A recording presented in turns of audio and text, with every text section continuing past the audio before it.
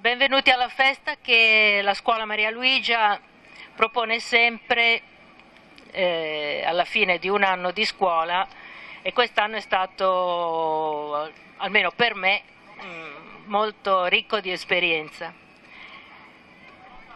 Io ringrazio innanzitutto i genitori, gli insegnanti, l'associazione degli amici di Simone, l'associazione di genitori e tutti gli amici che ci hanno permesso di realizzare questa festa, questo evento. Quest'anno, dicevo, è stato un anno ricco di avvenimenti e noi non siamo gli stessi di quando abbiamo iniziato.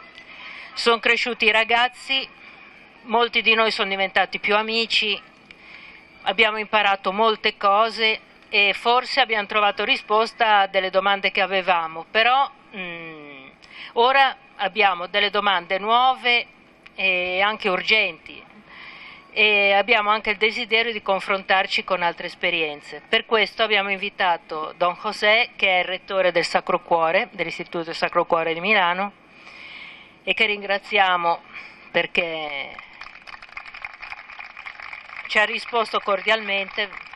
Pensavamo di strutturare così l'incontro. Io inizio con un po' di domande che ho sintetizzato sono venute fuori da dialoghi con i genitori, incontri avuti con i genitori, preoccupazioni che sono venute fuori e che mi sembra dicano quali sono i punti più dolenti. E poi ci sarà spazio. Io ne faccio qualche domanda, poi vediamo come va. Ci sarà spazio per delle domande anche così a caldo da parte vostra, non abbiate timore perché tanto potete liberamente parlare anche reagendo alle cose che verranno dette. Cioè uno può dire un'esperienza, può dire non sono d'accordo, non ho capito, vorrei andare a fondo di questa cosa, quindi liberi tutti. Allora, io inizierei con questa domanda qua che veniva un po' fuori da tanti, che spesso noi grandi abbiamo paura delle difficoltà che possono incontrare i ragazzi e anche di quello che possono trovare nel mondo, nella realtà. E come si fa a educare, cioè essere educatori e al tempo stesso lasciare liberi? Buonasera, grazie dell'invito. Dovete scusarmi perché io non sono italiano, dunque poi l'italiano che ho imparato è quello che parlo un po' per strada, nei corridoi, con i ragazzi in maniera molto informale, dunque potrebbe darsi che dica delle cose non politicamente corrette, anche come linguaggio. E infatti anche a Milano c'è questa paura. Qua siamo una sola cosa, cioè c'è una paura folle a vedere i figli che si affacciano a questo mondo dove sembra che tutto valga e li vedi così deboli, così preda da ciò che dice il mercato. E così invasi da cose che magari non sono servite da noi, no? E allora uno dice, ma come faccio? Cioè, come faccio a lasciarlo libero? E allora ci viene la paura a noi. Prima ancora di parlare di come fare con i ragazzi, la prima cosa che vorrei affrontare è la nostra di paura.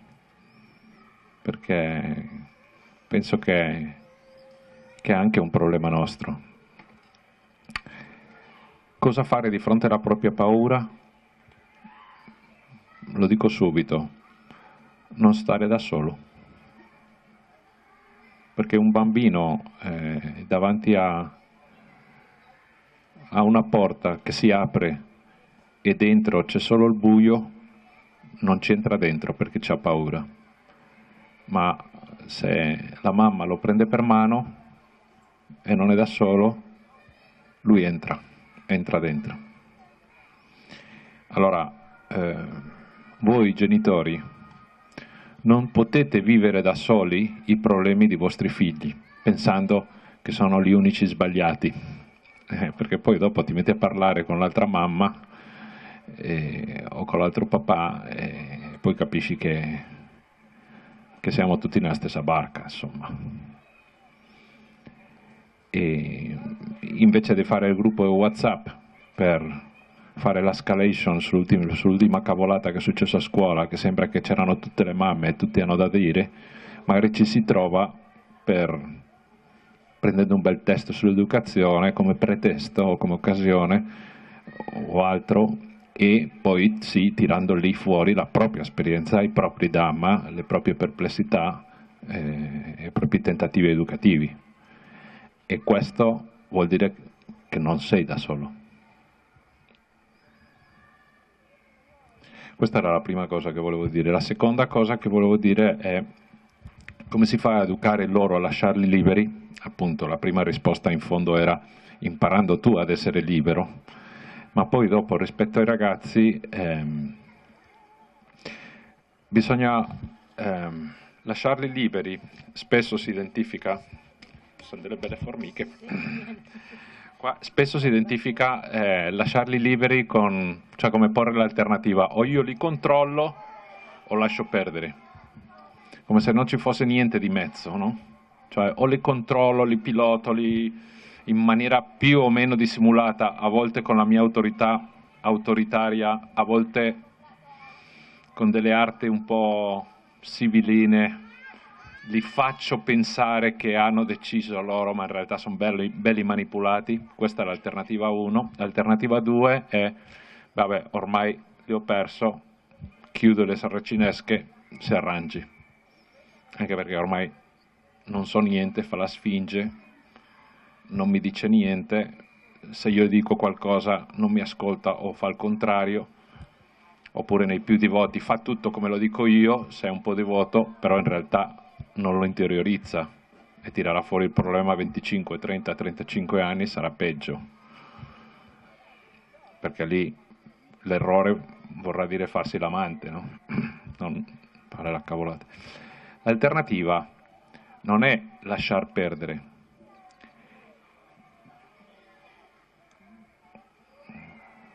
e fargli una proposta con la tua di vita, dicendo ciò che tu stimi, ma stimando loro, lasciando veramente, cioè la proposta va fatta, anche perché solo di fronte a una proposta uno, diciamo, è chiamato in causa per rispondere, in un modo o nell'altro, però stai invocando la sua libertà, perché se io adesso, dopo finito questo incontro, voglio tornare a Milano e tu mi metti una barriera, io mi devo porre. Cioè io devo prendere una decisione, cosa faccio con questa barriera? La salto, la rompo, chiedo permesso, mi muovo, cioè, o tu non lo so, mi arriva un invito a cena, una proposta, e io devo dire sì, no, perché, quando, come. Se invece non c'è nulla, e allora che libertà è? Ma, seconda parte di questo secondo punto, è molto importante, una volta fatta la proposta, che sia veramente lui o lei a decidere. Che tu stimi la sua di libertà come tu stimi la tua. Che tu sia disposto a vederlo sbagliare, a vederlo schiantarsi contro il muro, a vedere cosa succede, perché tu le hai invitato a fare una strada, a verificare. A volte la verifica si fa in negativo, va bene. Se invece tu cerchi di controllare tutto, vuol dire non si sentirà invitato a fare una verifica, sentirà solo addosso come gestire la cosa nel tuo confronto e basta. No, tu gestisci la cosa nel confronto del tuo cuore, del tuo desiderio di essere libero. Sei più libero adesso? Sei meno libero? Quindi quando uno appunto si trova davanti un muro no, da parte dei ragazzi o un rifiuto dell'autorità, non bastano le regole. Assolutamente no. Ciò che di cui il ragazzo ha bisogno, le regole sembrano di arginare per un istante, ma in realtà non arrivano al cuore. quello che è il ragazzo, di cui il ragazzo ha bisogno, di qualcuno che guardi dentro e scopra in lui o in lei qualcosa di unico, qualcosa di grande, che magari loro non vedono più, perché sono in confusione, sono preoccupati di altre cose. Qualcuno che veramente scopra un punto incandescente dentro loro, un punto di fuga, un punto affascinante che abbiamo tutti e che in ognuno si esprime in un modo, con un temperamento, con una capacità, con una sensibilità.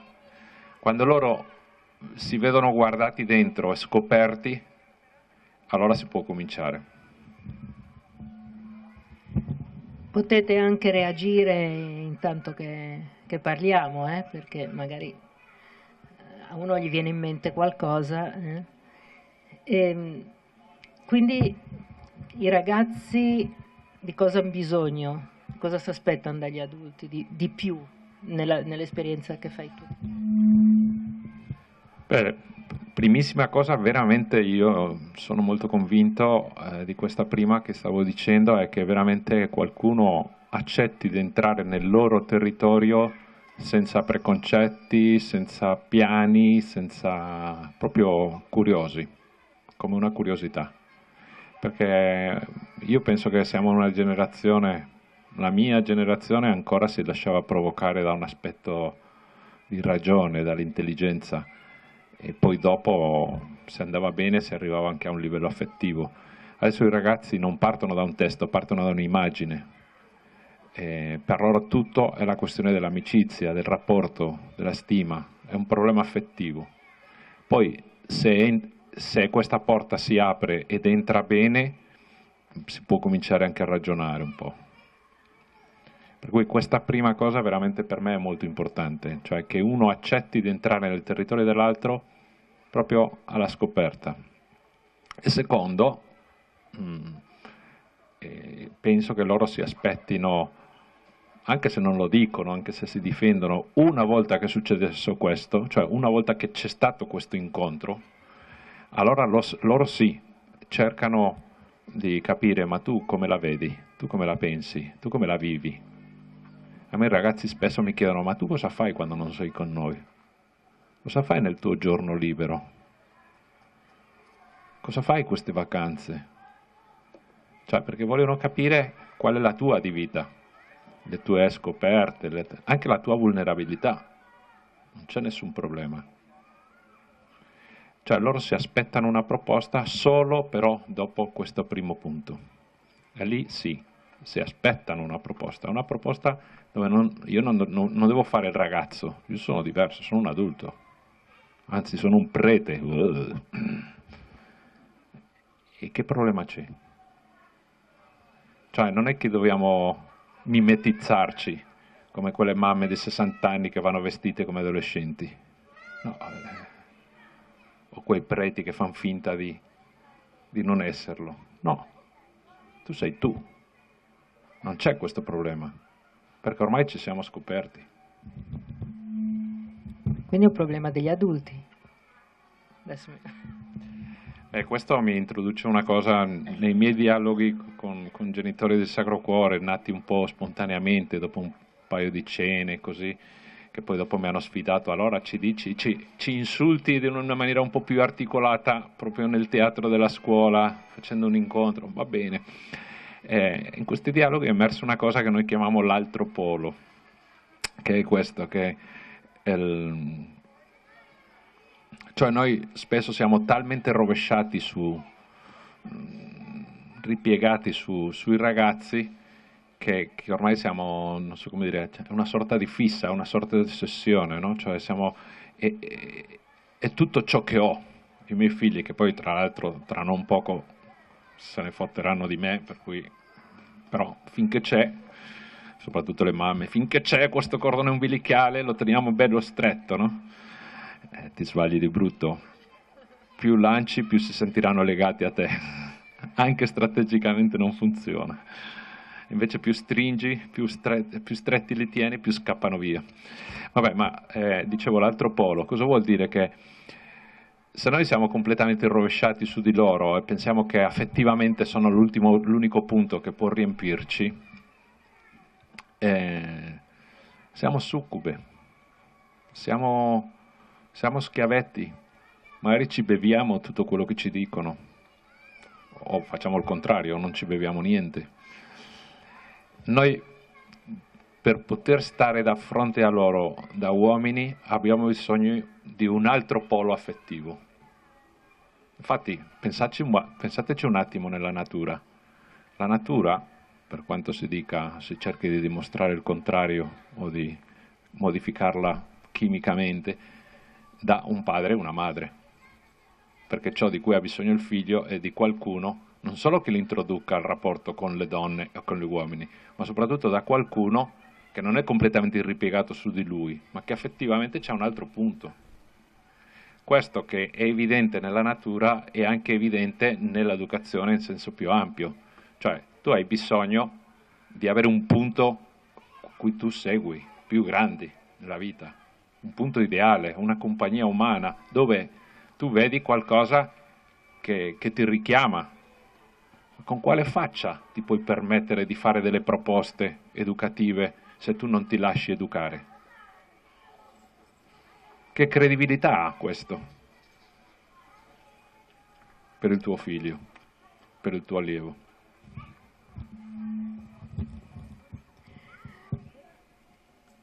Un altro dei problemi, diciamo, che vengono fuori è un po' questo: noi siamo in un ambiente protetto, li tiriamo su bene, con dei valori, qui sono accolti, eccetera, ma sono normali, tra virgolette, cioè riusciranno poi ad affrontare il mondo, cambiano scuola, cambiano ambiente, ci sono gli altri ragazzi, sono diversi. Allora, io su questo distinguerei tra diverse età, cioè fino alla prima, alla seconda media.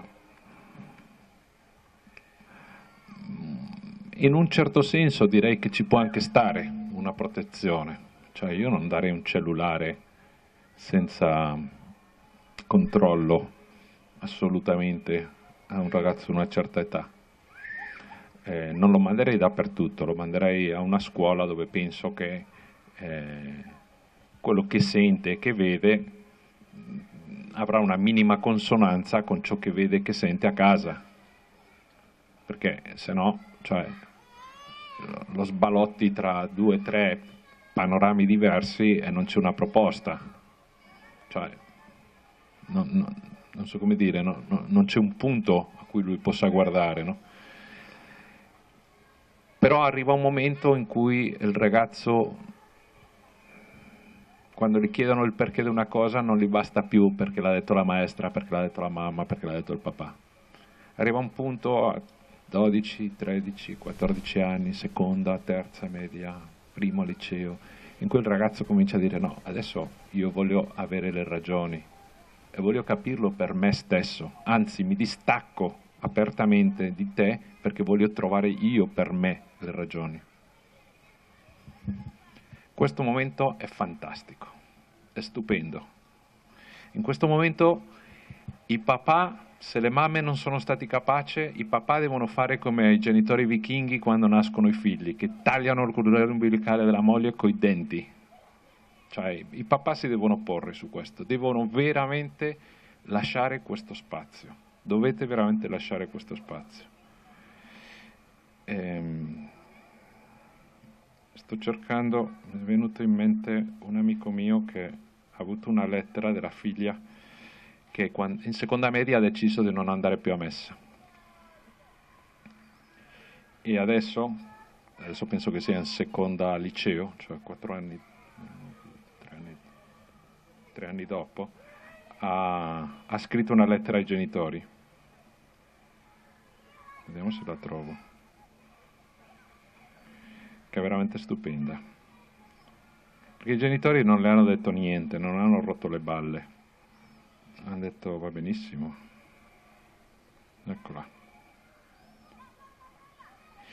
Cari mamma e papà, ho pensato di cogliere l'occasione del Natale per scrivervi questa lettera per ringraziarvi di tutto.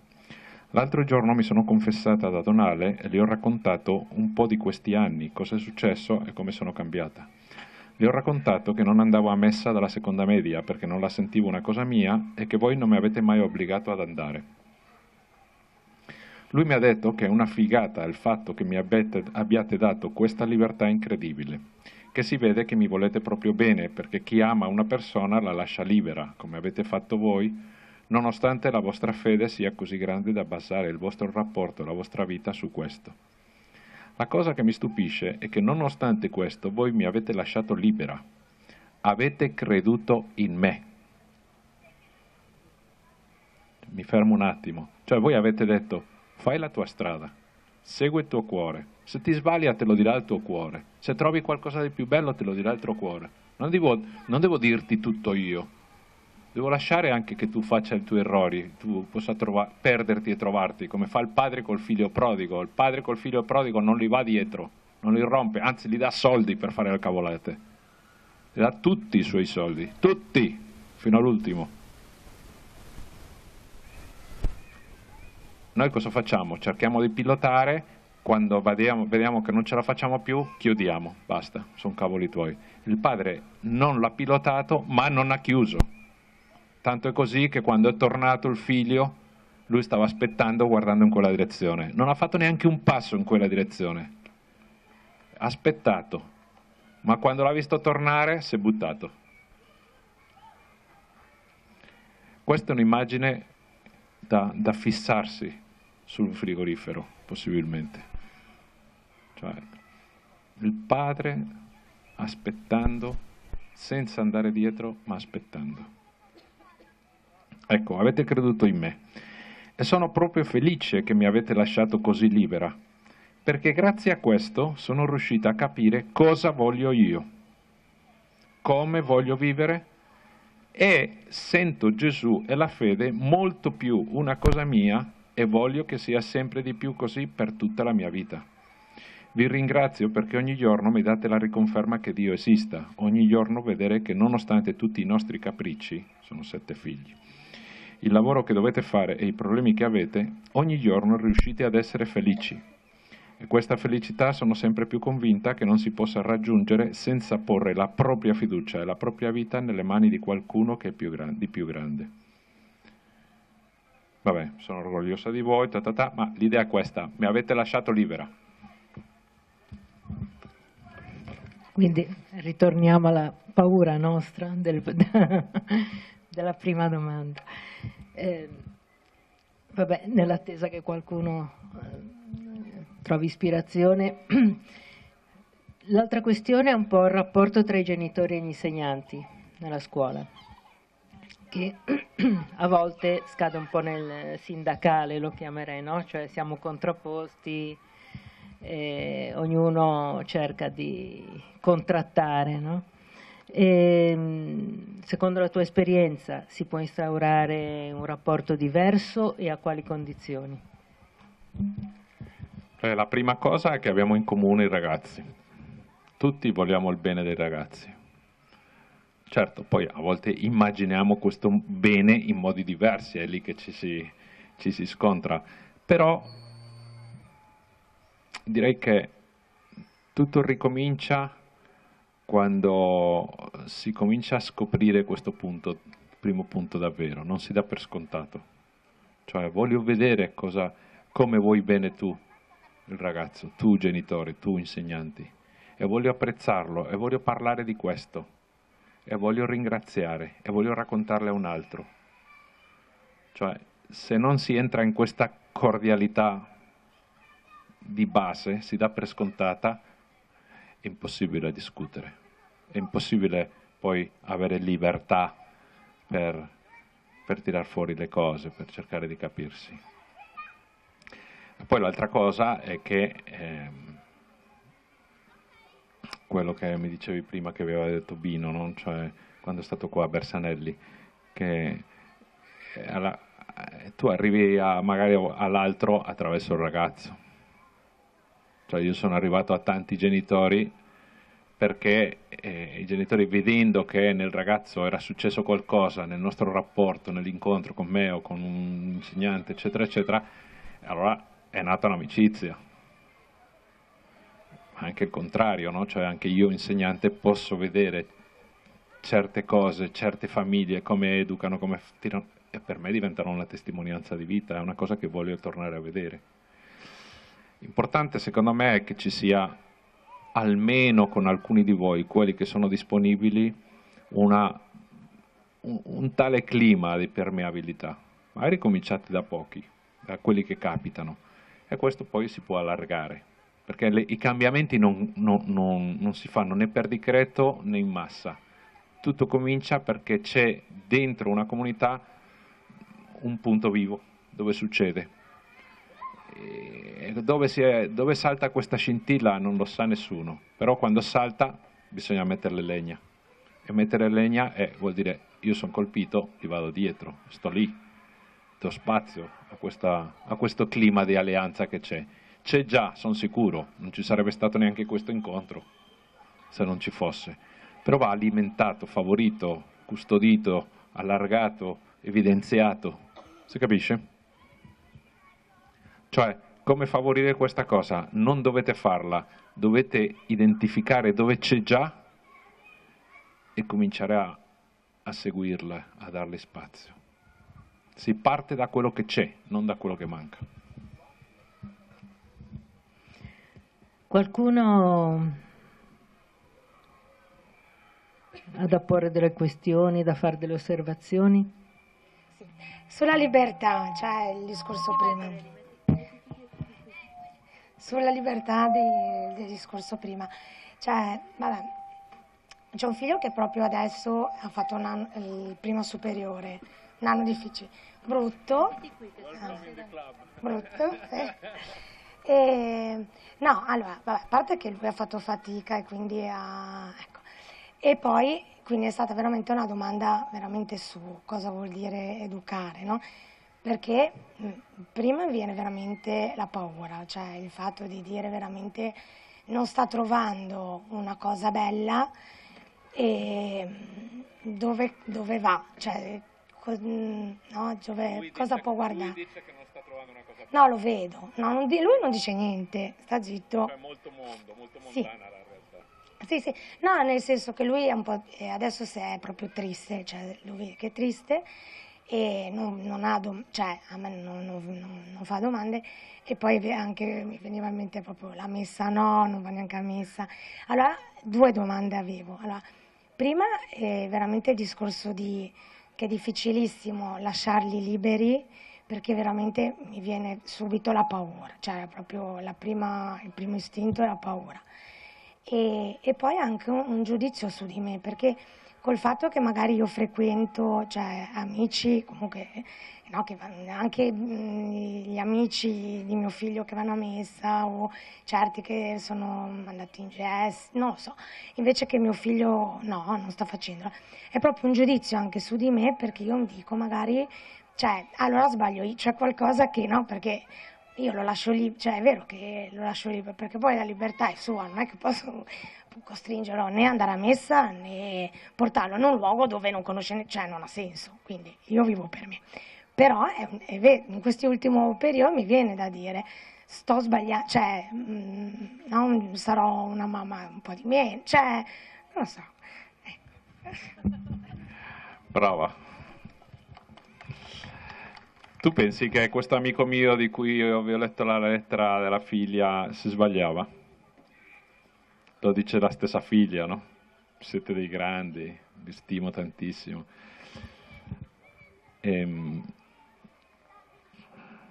Questo è una sorta di ricatto che ci mettiamo noi, no? Anzi, perché in realtà la cosa di cui hanno bisogno i nostri figli non è di qualcuno che non si sbagli, ma di qualcuno che sia in cammino. Cioè, pure sbagliandoti, ma chi se ne frega? Cioè, loro hanno bisogno di vedere uno che si sbaglia in un certo modo. Si capisce? Che quando si sbaglia cerca di imparare, chiede perdono, impara. È questo che sì che conta, non tanto uno sbagliare.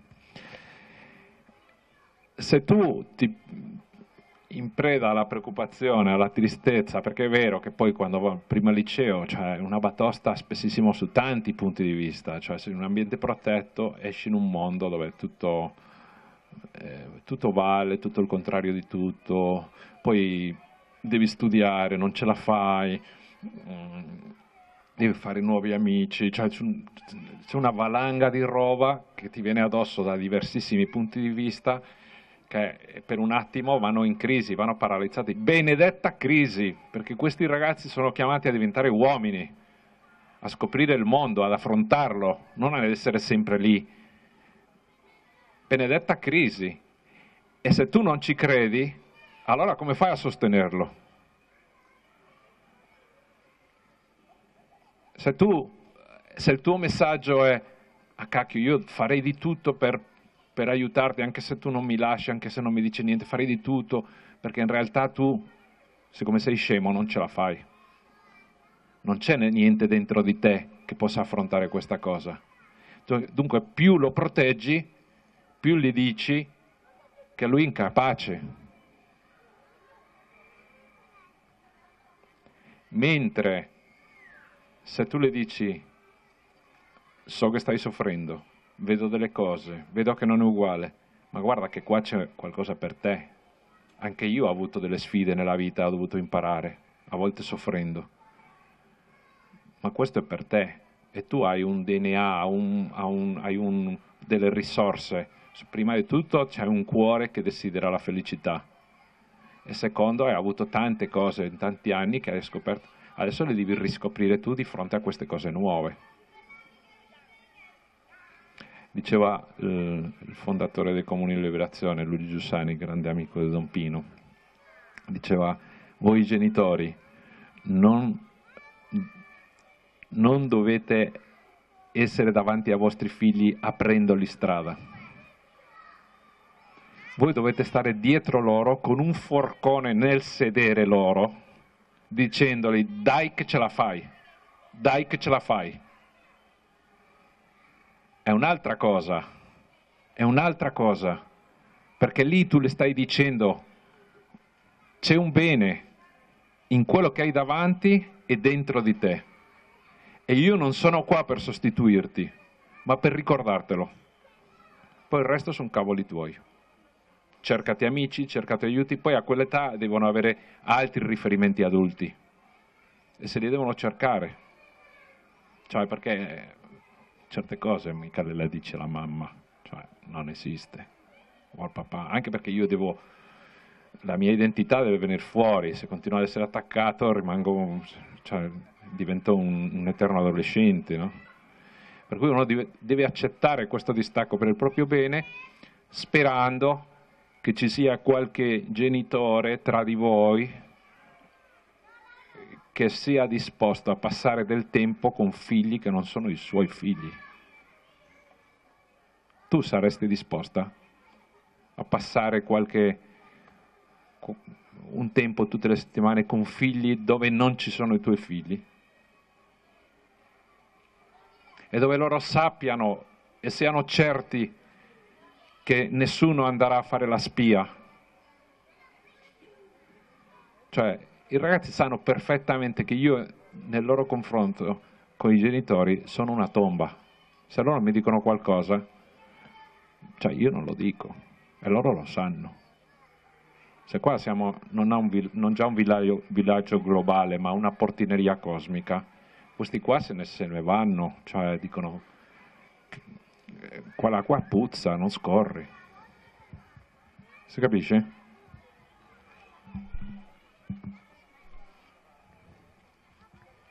Scusa, per rimanere su sta cosa qua, perché cioè, quella cosa lì, avete creduto in me e che non l'hanno obbligata ad andare a messa, è fantastica, no? Però non basta credere, l'hai accennato prima, nel cuore dei nostri ragazzi, cioè devi anche credere che fuori c'è qualcosa di buono per loro. Cioè se non hai questo non li lasci andare, no?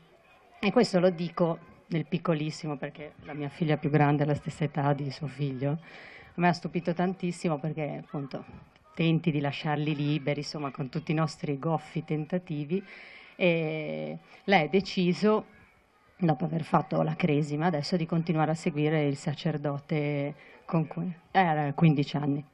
E ha deciso lei, ovviamente, no? E lui l'ha coinvolta adesso nel fare, vabbè, l'educatrice al campo dei bambini.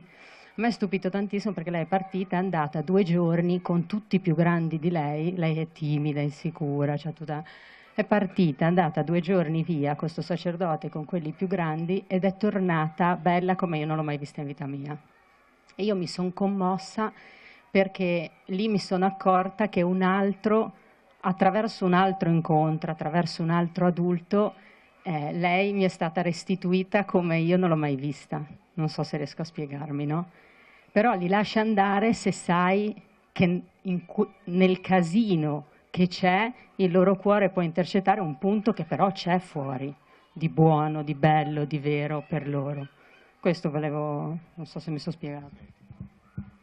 Sì, ma per la sicurezza direi, perché è bellissimo, ringraziamo il cielo che è successo ciò che è successo, ma potrebbe darsi che tua figlia non avesse trovato questo oratorio, questo sacerdote e non avessi trovato una realtà di chiesa, diciamocelo chiaramente, no? E nonostante ciò, io le direi: guarda che la realtà è buona, il mondo è buono, c'è del male ovviamente, ma è fondamentalmente buono. La creazione, ogni albero, ogni persona è inabissata nel mistero e tu sei chiamata a scoprire questo e tu vai, e se scopri delle porcherie e soffri eccetera, continua a cercare, continua a muoverti, cioè magari l'unico punto di chiesa sei tu, ma non per questo te la tieni attaccata a te, perché noi siamo chiamati a educare a vivere il mondo, a vivere la realtà, a scoprire il bene che c'è dentro il reale. Non è che allarghiamo un po' il cortile e troviamo un clima un po' protetto, anche se non sono io, però va bene, siamo un solo corpo e la cosa è di nuovo controllata. Va bene, per carità, niente contro, però non basta come atteggiamento mio. Cioè, io sono chiamato proprio a invitarli a scoprire il tutto in ogni singolo frammento del mondo della realtà, senza paura. Si capisce? Infatti, non so se hai visto qui, ogni anno c'è una frase che dice un po' il tema, no? C'era tu sei unico, tu sei libero. A me adesso, da quello che dicevi te, mi verrebbe voglia di metterci andiamo al largo, non so come dire, no? Altri? Noi faremo le giornate della formazione al Sacro Cuore, che poi vengono gente di altre scuole, di tutti gli ordini di scuola, anche di gente di Milano, della zona. Facciamo 3 giorni di formazione sulle scuole d'infanzia, sulla lingua, sulla matematica, eccetera. E a settembre il tema centrale, che sarà svolto da Esposito da Bersanelli, sarà il tutto nel frammento, che è una frase di von Balthasar. Ti faccio una domanda. No, non c'ero arrivato. Faccio una domanda pratica. Siccome siamo molto immersi in una mentalità per cui uno vale a seconda di quello che riesce a fare, e sia che facciamo esperienza di fede che no, ci nasciamo quasi dentro, no? E questo è accentuato tantissimo nel modo in cui guardiamo i figli. Molto semplicemente, quando parli con altri genitori, quando si parla dei figli, mio figlio ha fatto questo, mio figlio è riuscito a fare quell'altro, come se dipendesse moltissimo il compimento, la soddisfazione da quello che si riesce a fare. E la teoria penso che la sappiamo bene, che, no? Però nel pratico cos'è che aiuta a scrostare tanta di questa mentalità di cui siamo intrisi e di cui ci accorgiamo anche che c'è qualcosa che non torna, perché la sensazione che anche se va tutto bene, anche se la performance fosse anche adeguata, c'è qualcosa che non torna, no? Eppure ci ricadiamo sempre. Ti chiedevo se nel concreto, nello specifico, hai qualche esempio che possa iniziare, uno spunto per iniziare a fare un cammino che inverta questa cosa. Sono molto d'accordo che è una cosa che ci avevamo talmente dentro che ormai non ci rendiamo neanche conto. L'anno scorso c'è stato un dibattito tra di noi al Sacro Cuore sulle bocciature, perché io sono stato tutta la vita nello Stato, a Londra, a Vienna, in Spagna. Sono arrivato a questa scuola e dico, ma qua non si boccia pochissimo, cosa sta succedendo qua? Poi è una scuola buona, non me lo spiego, cioè poi dopo vanno a Audoscopio e fanno il primo anno all'università, sono tra i migliori, dunque per carità funziona, però perché non si boccia? E una insegnante mi ha detto, ma perché in realtà, vabbè, a volte perché è anche giusto traghettare e da noi esiste questo clima del traghettare e grazie a Dio funziona, però c'è un problema anche a volte, che noi pensiamo che, anche se non ce lo diciamo, pensiamo che se tu bocci a uno gli stai dicendo tu non vali. E siccome noi ce la siamo bevuta questa cosa, allora non bocciamo più. O vi faccio un altro esempio così un po' banale. Sono arrivato a Sacro Cuore, dopo un mese ho visto che lì arrivavano i ragazzi quando volevano, non alle 8:15 che è l'ora limite, ma 8:20, 8:25, 8:30. Ma poi non si poteva fumare, però negli angoli del cortile si fumava, per legge non si fuma, però vabbè, tanto anche qualche prof se la fumava. E io ho detto no, perché? Cioè, perché uno che arriva in ritardo entra, va alla macchinetta del caffè, tira fuori il cellulare e si spara un'oretta, 3/4 d'ora di wifi e caffè, cioè premiato praticamente per il fatto di entrare in ritardo. Allora facciamo che chi arriva alle 8:16 rimane fuori anche se c'è la pioggia, e chi fuma si becca una multa di 50 euro. Ma i ragazzi, anche se era da un mese che ero a scuola, hanno capito perfettamente che questo non era un giudizio sulle loro persone. Perché io magari la birra la sera me la bevevo lo stesso con colui a cui avevo dato la multa o avevo lasciato fuori al freccio. Cioè, oppure mi sono trovato una bocciata ieri e le dico, come stai? Insomma, ma ne recavi qualcosa di questo? I genitori erano stati a protestare. Lei insegnante e lui avvocati, sono i peggiori genitori possibili. Quelli insegnanti e poi dopo quelli avvocati, sono i peggiori dei peggiori. Poi io dicevo, meno male che i preti non hanno figli perché sarebbero peggiori assolutamente. Però i genitori incavolati neri, ma che scuola, ma che vergogna, eccetera. E lei le dico, ma tu? E dice, in realtà sapevo che sarei stata bocciata e secondo me questo mi servirà per darmi una mossa. Dunque? No, interessante, complimenti, hai capito la questione più importante, ma dove che andrai? E appunto non lo so, perché insomma ho paura che poi qua c'aveva già l'etichetta e magari andare altrove per ricominciare, però non lo so, perché non sono di nessuna scuola che sia interessante. Ho detto, guarda che no, che qua io conosco i professori, anzi abbiamo parlato tutti agli scrutini, da noi c'è praticamente la curiosità di capire quando ci sarà la svolta di questo qua, in terza, in quarta, in quinta, e quando e come ci sorprenderà, cioè noi siamo solo curiosi, non è che diciamo tu non vali, tu hai un valore grandissimo che magari lo devi ancora scoprire, perché se ti lasci bocciare perché ancora non hai scoperto del tutto, ma noi ci crediamo un casino, scommettiamo su di te. Se sono illuminati gli occhi ho detto va bene, allora rimango. Perché dico queste cose? Perché alla fine cioè si può rimparare queste cose solo provando a esercitarsi in questo senso. In questo senso io vi direi, se voi volete scoprire il valore della persona a prescindere dalla performance, andate da coloro che socialmente non sono riconosciuti, di coloro che socialmente non hanno valore, e passate un tempo regolare con loro, anche se fossero 2 ore al mese. So che siete tutti molto occupati, so che i liguri siete gente molto impegnata, ma vi varrà la pena anche in termini di profitto, ve lo giuro.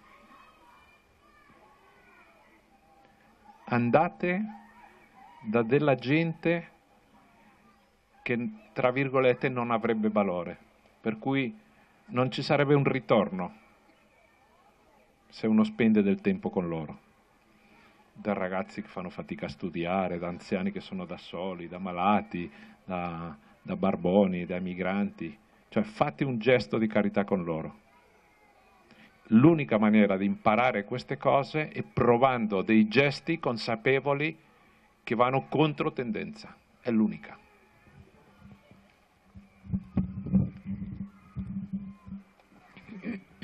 Qualcun altro?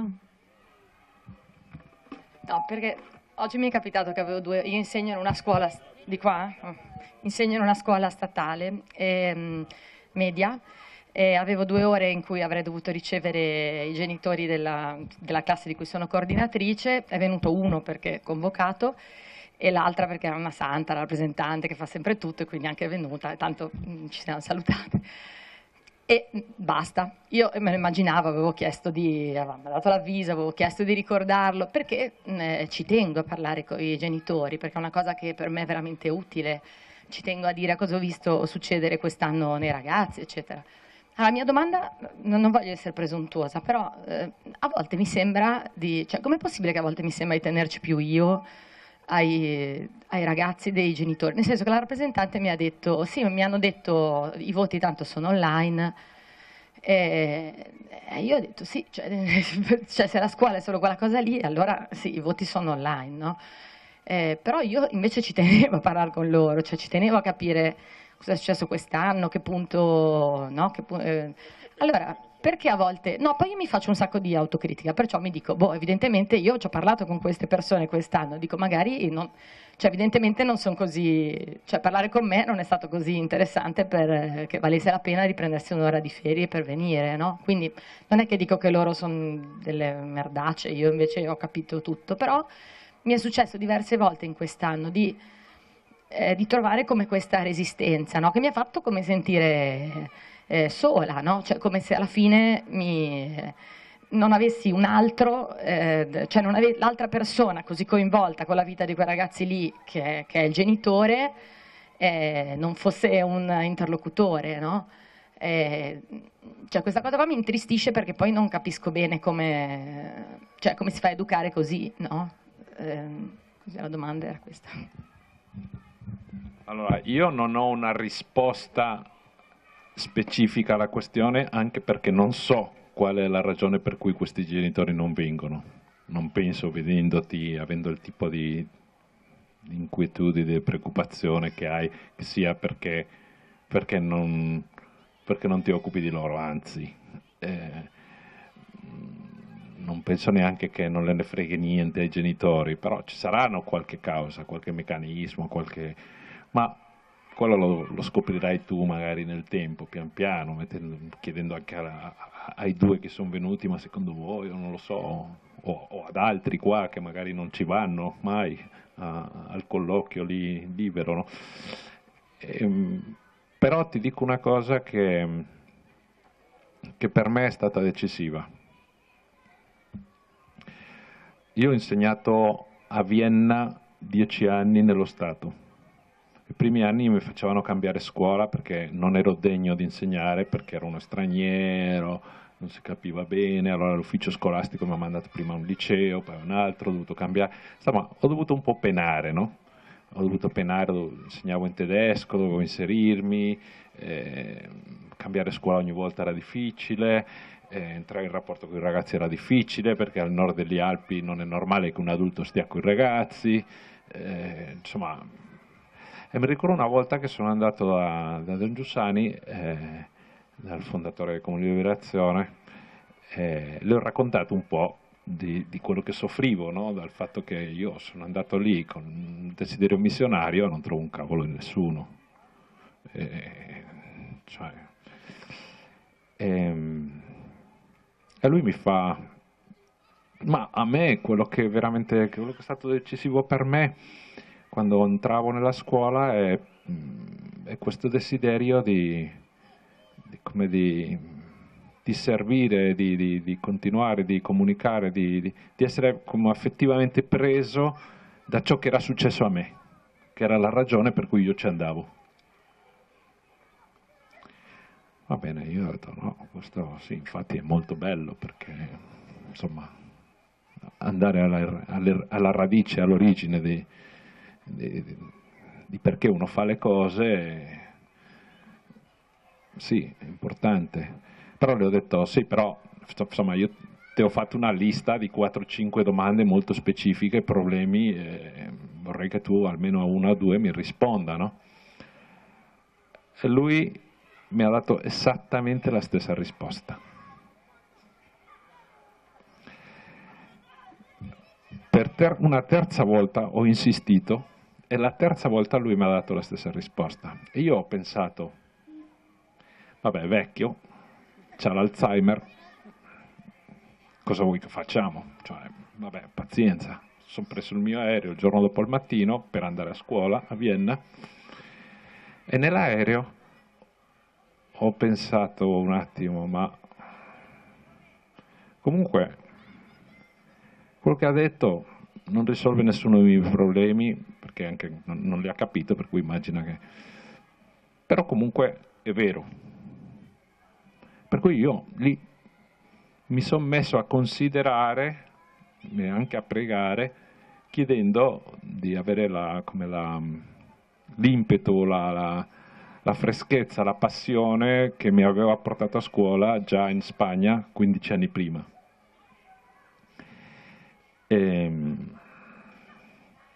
Cioè io sono atterrato che era un ciclone a scuola e questo è andato avanti per mesi, per anni, perché ho scoperto che in realtà senza rendermi conto io avevo spostato le motivazioni, pur giuste, per carità, non è che, non so come dire, che volevo dirrubare i bambini o che volevo farmi una fama o chissà che cosa, volevo il loro bene, che però è come se si fosse spostato, cioè ormai era un progetto quello che avevo, un'immagine, mentre quello che mi aveva portato nella scuola era un fatto che mi aveva travolto affettivamente, umanamente. E solo tornando lì è cambiato tutto. Poi alcune di queste cose si sono risolte, altre per niente, ma io ormai ero diverso. Si capisce?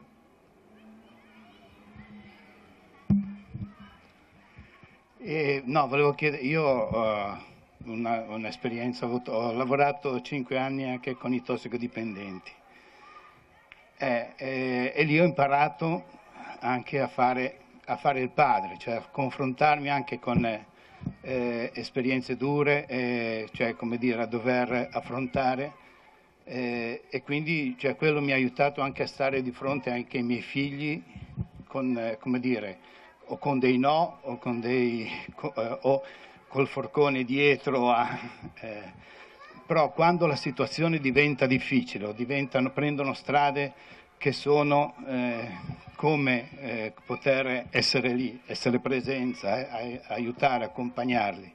Non so se mi sono spiegato. Cioè, sono anche, come dire, anche sono molti ragazzi che abbandonano la scuola e che non vogliono più andare a scuola, e quindi come affrontare queste situazioni che molte volte sono anche di disagio, non so se mi spiego. Forse possiamo dire, dimmi se mi sbaglio, come continuare quando ormai tu non sei più nemmeno una presenza per loro. Vorresti essere una presenza, ma non lo sei più perché se ne sono andati. Si capisce? È giusto quello che dico? Sì, dico che la situazione può diventare talmente difficile che uno vorrebbe diventare presenza, ma questi qua se ne sono proprio andati, cioè non ci sono più, o fisicamente o nella testa, per cui l'impotenza è totale, è radicale. Cioè uno non è che non sa che pesce pigliare, è che non ce ne sono di pesci, non so come dire.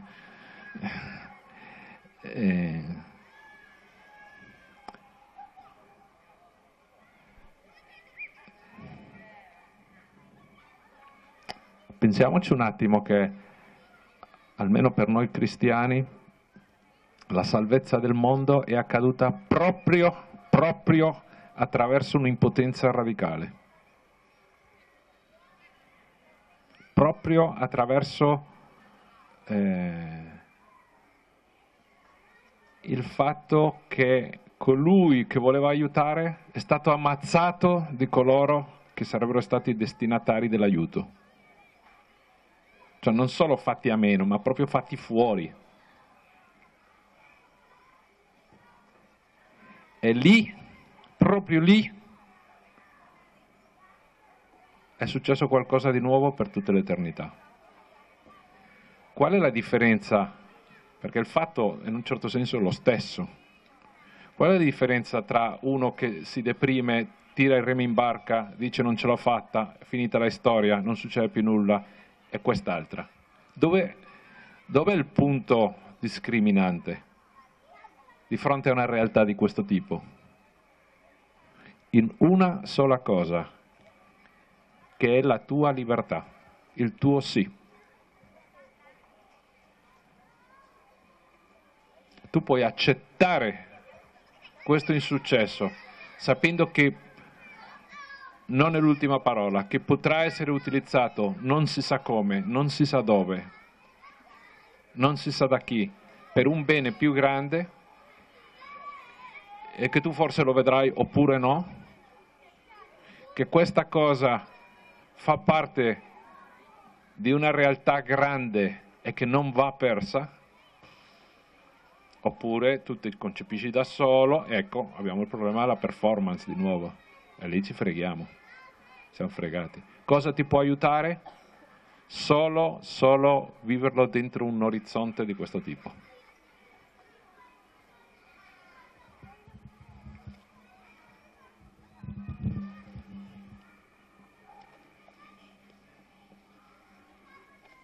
Altri? Basta. Chiuso? Nessuno? Vabbè, io dico solo una cosa chiudendo. Che a me mi interessa essere, personalmente, mi interessa essere in cammino, quello che dicevi te, mi interessa quando sbaglio imparare e mi interessa vedere che c'è questa, insomma, avere la certezza che c'è una positività nella realtà. Questo devo dire che mi interessa. E quindi la proposta che faccio è che se ad altri interessa possiamo continuare a fare questo lavoro. No? Io ti ringrazio per la tua testimonianza, perché dopo andare in pensione, la ben guadagnata pensione, tanti insegnamenti, la disponibilità a venire qua a dare una mano è una testimonianza. Ti diverte? Allora adesso ringraziamo Don Pepe che è stato bravissimo.